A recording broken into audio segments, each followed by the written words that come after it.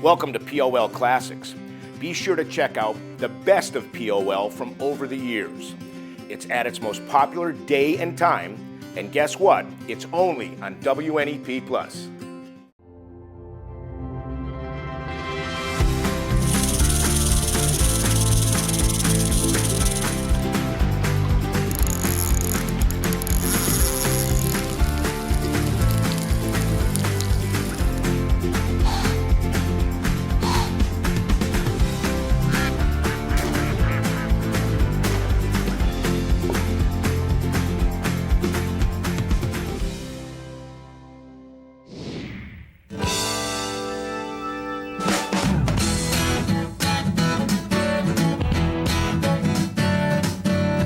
WNEP proudly presents the premier outdoor show in northeastern and central Pennsylvania. Pennsylvania Outdoor Life, your window to the great outdoors.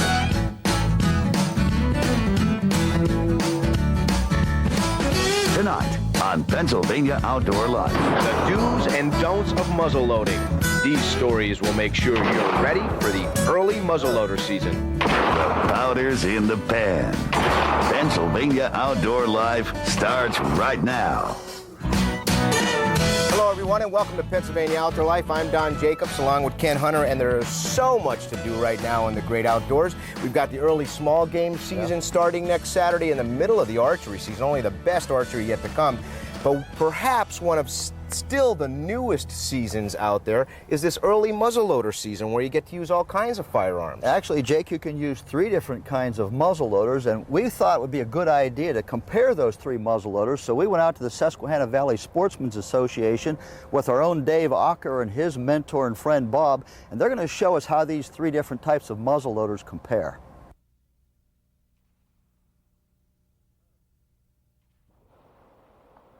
We're here at the Susquehanna Sportsman's Club in the Danville area, and I'm here with our local expert, Dave Ocker. And Dave, what are we going to be doing here today with this array of weapons on the table?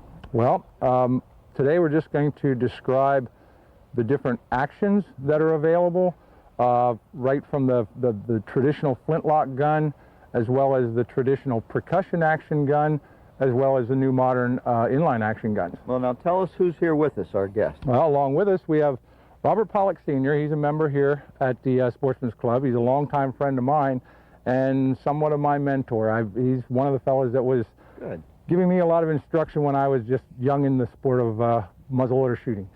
Let's go down through this selection of weapons and tell us what the differences are and help us understand a little bit better how these things function. Well, for the most part, the oldest action we have here would be the flint ignition. And it gets its name from the flint stone that's right here in the lock mechanism. The ignition itself is going to come from the stone striking against this steel frizzen, which in turn will create sparks, which in turn, as you're loading your gun, you're going to put a little bit of powder in this pan. But to get that ignition, that spark will basically ignite that powder, in turn ignite the powder down the barrel, which in turn is going to cause your projectile to go downrange. Okay. These guns that we have here today are pretty much round ball only. Okay. Round ball meaning simply that, just a round ball. Now this is a very large caliber. That's a 75 caliber. This is a 40 caliber. So you can see there's quite a variety here of caliber size. Is there also a 50 caliber of it? Oh yeah, there's from a 32 caliber right on up to 75 caliber. All right, what's the next one we have here? This is actually a smoothbore gun. It is a flint ignition, the same as these. It is smoothbore. It has no rifling. So you're basically sort of shooting this like you would a shotgun. I can shoot shot, round ball, buckshot, almost anything out of it, but it only has one front sight, no rear sight. It's like basically shooting a shotgun with a round ball. Essentially, these two are the same type of actions? They're the exact same action, yes. They're all flint ignition. Okay, let's move on down the line here. This would be percussion ignition, which the percussion ignition, the difference to get your ignition, you're going to have a percussion cap, which is just like a small metallic cap or a small primer. But that would, in place of the frizzen and the pan, this gun has a hammer, but then there's a nipple, and this percussion cap would just sit on top of the nipple, and basically that's your ignition system. Well, tell me now, how does that ignite it? Well, the hammer striking down on this percussion cap is just like a kid's toy cap gun, more or less. There's your ignition. It's the same as a primer in a modern firearm. There's powder in that cap? Yes, there's powder in there, and that in turn is what's going to give you your ignition. Okay, now I brought one of mine along. Yes, sir. This is a little different. You explain that. Yeah. No, actually, I'm not that good. I just got into this business, so I'm trusting you guys. I know it's an inline. Well, the inline system is basically that. The primer is in line with your barrel. I mean, your primer is going to be placed inside of here. The bolt action just acts as the action in place of the hammer, the traditional hammer. You now have a bolt action and firing pin to take that place. So this gun is, other than the fact that it's muzzle loaded and you don't use a metallic cartridge, it's basically the same as your .6 bolt action .6. Some of the differences in the powder portion for these flintlocks and even the percussion lock, I would, myself personally, I'd recommend regular loose black powder. But now with the inlines, they've come out with the pellet system, which is a Paradex powder, which is a little different from regular black powder in its makeup, but the pellets are convenient. I mean, they're simple. You can drop 2 of them in, which these are 50 grains a piece, giving you a 100 grain powder charge, which, you know, is a good charge for a deer hunt or a bear hunt. Would there ever be a situation where this would ever be used in one of these guns? No, the Paradex will not ignite as quickly. We were discussing this a little earlier. It takes a much hotter ignition to set off the pellets than it does. So this would certainly black powder. not be appropriate then for the other weapons. No. It wouldn't work very well at all, actually.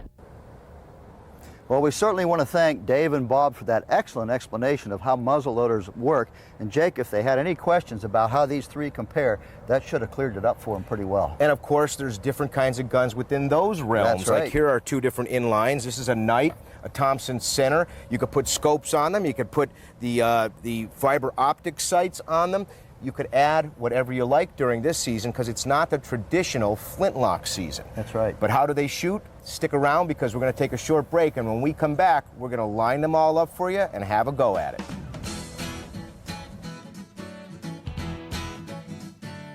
That felt better. We'll have even more POL Classics on WNEP Plus right after this.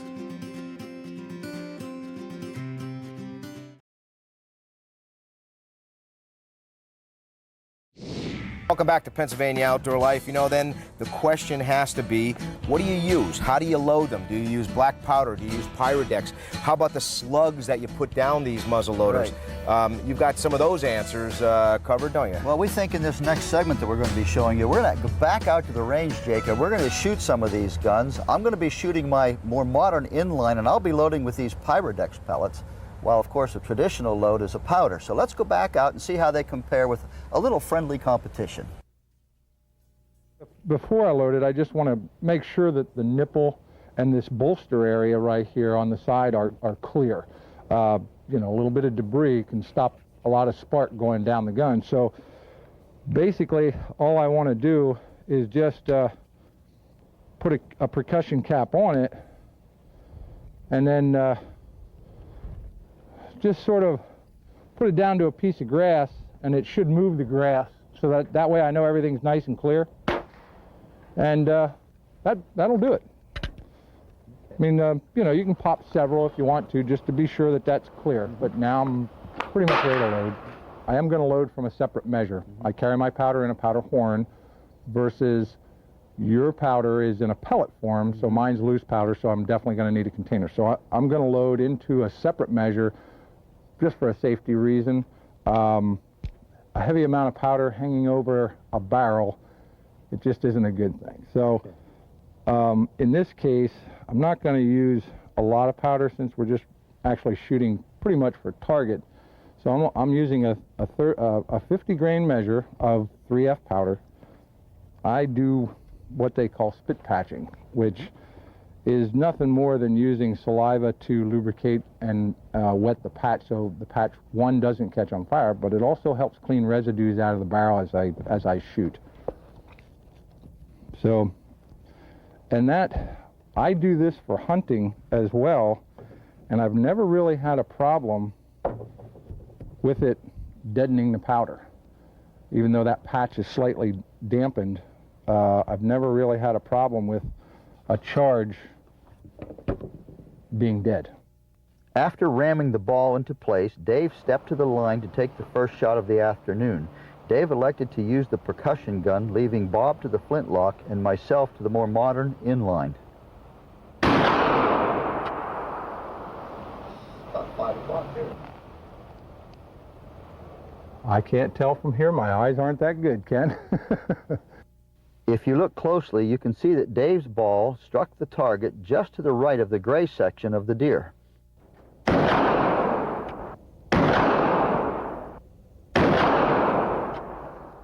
Next, it was Bob's turn to take to the line, and again, Bob was shooting the flintlock muzzleloader. Yes, sir. That felt better. With the percussion cap and the flintlock being shot, it was now time for me to step up and try to do it with my inline. Now keep in mind, this is the first time I've shot my inline rifle.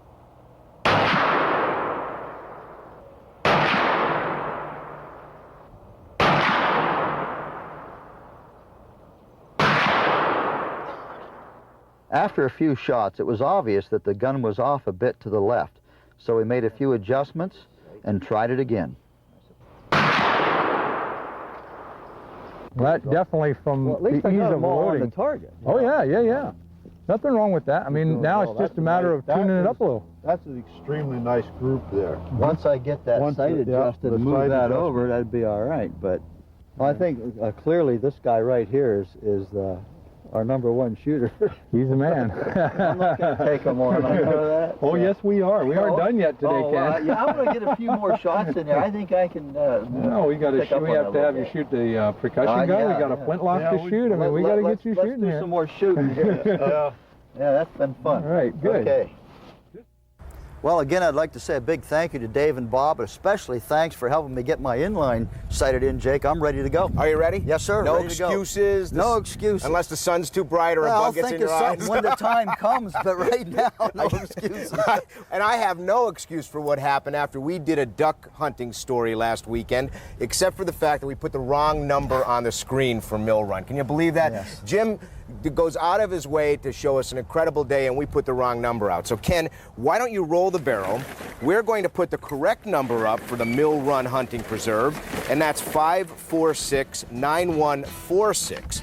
9146. And in my hands right here are 2 gift certificates that Jim Neerhoff was nice enough to give to us, a mallard duck hunt and a pheasant duck hunt, and we want to give these away right now. So pick a name for us, Ken, for the mallard duck hunt. Who is the mallard duck hunt winner? For the mallard duck hunt, we have Robert Miller of Berwick. Congratulations, Robert. And for the Pheasant other hunt, it's Matthew Burkett of Courtdale, PA. Congratulations, guys. We'll be sending you these gift certificates. We're going to take a short break. We'll be back with more, but once again, here's the numbers that you can get in touch with Jim at Mill Run Hunting Preserve.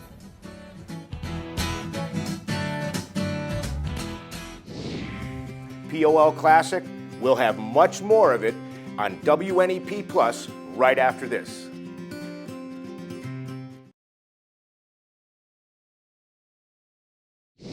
Welcome back to Pennsylvania Outdoor Life. Jake, I see you're still checking out your muzzleloader, getting ready to go. You know what? It's almost to the point where everything's too technical. I've got sabots of all sizes and colors. We've got different kind of primers and powder. you know, sometimes you just say, let's go back to the basics and curve a piece of wood with a string and make an arrow, right? Thank goodness for that explanation we had earlier, because I was a little confused about some of that. How do they say it? It's all Greek to me, or Italian. Yeah, I'm glad somebody knows what they're doing. Well, hey, speaking of muzzle loaders and guns, you know, Dale Butler's coming up, one of our field staff people, and he's going to give us a good tip on how to rest that gun. When you're sitting in the woods and you're trying to draw a bead on your target, do you ever notice you can't hold your gun still? You know, the barrel's out there, it's moving all over the place on you, you just can't seem to get it steady. Well, a good idea for this is to, when you sit down, sit with your knee up. If you're a right-handed shooter, have your left knee up. If you're a right-handed shooter, left-handed shooter, have your right knee up. This will give you a place to rest your gun.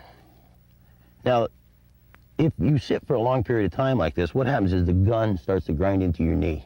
And what happens, it becomes very uncomfortable. If you experience this, maybe a good idea is to go out and purchase one of these strap-on gun rests.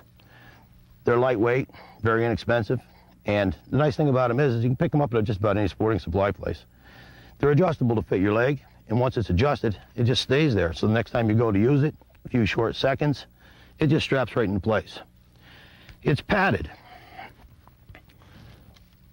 so the way the gun becomes very comfortable. You get lots of control for that good, clean shot. And if you don't want to purchase anything, another good idea is just to simply use a crotch stick. If you can't sit down with your knee in the up position, a crotch stick is probably a really good idea. All you've got to do is just take the gun, set it in there, and you can, again, hold it comfortably for a very long period of time. The biggest thing is to remember is to have a safe hunting experience. This is Dale Butler, Pennsylvania Outdoor Life Field Staff Representative, with your tip this week. Well, we want to thank Dale Butler for that great tip, Jake, and clearly guns need a rest just like people do. Yes, yeah, I guess we do, but I am not ready to rest. I am ready to get out here. In fact, I know my buddy Dale Butler and I plan on using inlines on that early muzzleloader season like this one here from Thompson Center. And you know, if you take a camera with you and you're successful enough to bag a buck or a turkey, or even for that matter catch a fish during the fishing season, we ask you to send your picture to Pennsylvania People and Places. Mike Stevens opened that photo album and made this edition of People and Places. We open this week's edition of Pennsylvania People and Places with some deer photos. Here we see Matthew Jones of Scranton with his very first deer. Matthew harvested this doe during last year's junior season while hunting in Lycoming County. We're told that Matthew practiced shooting a BB gun at cones for 2 years until he was proficient enough to move on to a .22 rifle, which he used to drop this memorable first deer. Congratulations, Matthew. In our next photo, we see Chris Steinruck on the left and Gary Steinruck on the right of Catawissa, Columbia County. The pair traveled to Missouri the past 2 years in search of trophy whitetails. They passed on 11 bucks in the first year, but Gary just couldn't let this one make number 12. This 8-pointer, checked by the Missouri Conservation Department, weighed 182 pounds field dressed and was aged to be 3.5 years old. This deer scored a 135 with a 22-inch spread and a main beam of 4 7/8 inches in diameter at the Pennsylvania Outdoor Life Expo in April. Now let's check out some fish photos. 11-year-old Colin Smith of Dunmore caught this 4.5-pound largemouth bass while fishing at Chehola Dam back in March.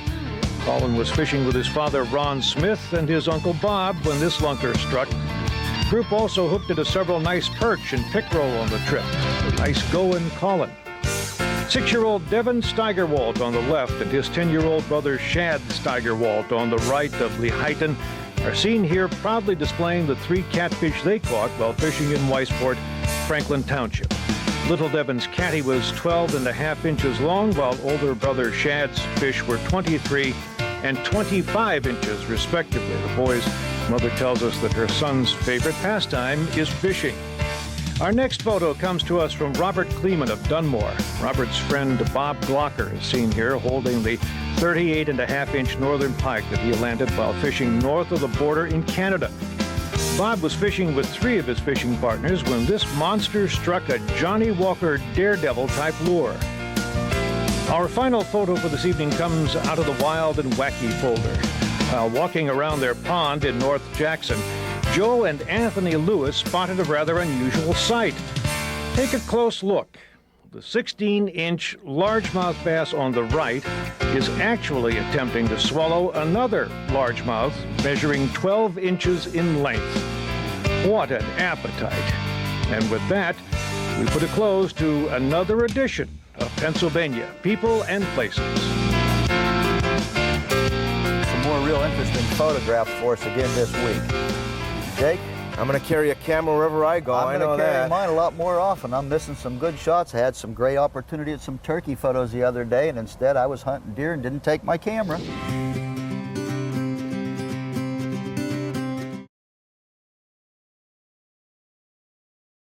It doesn't get any better Man, than the there's so fall, much does going it? on right now, Jake. It's an outdoor person's paradise. It right really now. is. And Yes, we're going it to is. stick with the thought of black powder a little bit longer here. Coming to us from MD Sporting Goods in Exeter is this Thompson Center black powder cleaning kit. Now, it has obviously the ramrod that you need, the brush, it's got the boar butter, which is important in cleaning, and the pads, and just about everything that you would need to clean it up. And also power belt bullets. These are 50 caliber, what we would call the Sabot kind of power belt bullets, complete with the green tips and the whole works. And you know, we have to say something. When I went over to pick these up at M&D Sporting Goods, Marlene is in there, and she'd like to thank everybody for helping her through her rough time when Pat died suddenly. And Sorry she to is hear open that. and doing business, and M&D Sporting Goods, thank you for making one of our viewers happy during this time. Again, that's M&D Sporting Goods in Exeter. Roll out the barrel. It goes to one winner. And boy, do we have some stories coming up for you. We've got a youth duck hunt or pheasant hunt that you guys did. Coming up. Mushrooms, right? You went out and picked some mushrooms. Story. We've got more mushrooms to look at and eat. Okay, and we've also I've got 2 here, Jake. We All better right. eliminate one All of right, them. Huh? throw them back All in right. there. They're all stuck together. Who's the All winner right, here we today? have this time the winner is Eugene Page of Hummel's Wharf. Congratulations, Eugene. These will get out and hopefully in time for you to use them this season. We've got a lot of interesting stories coming up. We're going archery hunting, and we're going to do some black powder. Good luck if you get out there. Hey, I will be out, I guarantee, and good luck to everybody else who's going out this week, too. And be safe. I'm Don Jacobs for Ken Hunter and everyone else here at Pennsylvania Outdoor Life. We wish you the very best in the great outdoors. So long now.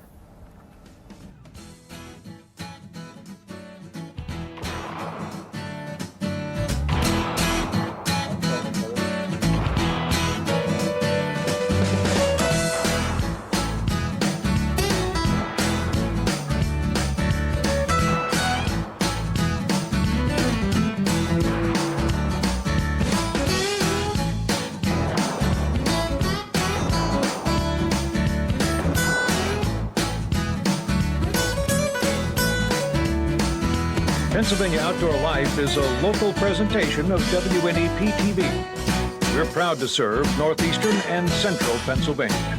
Black powder. Thank you for joining us for a look back at POL Classics. Now I'm going to invite you to join us every Sunday night at 6:30 on WNEP+.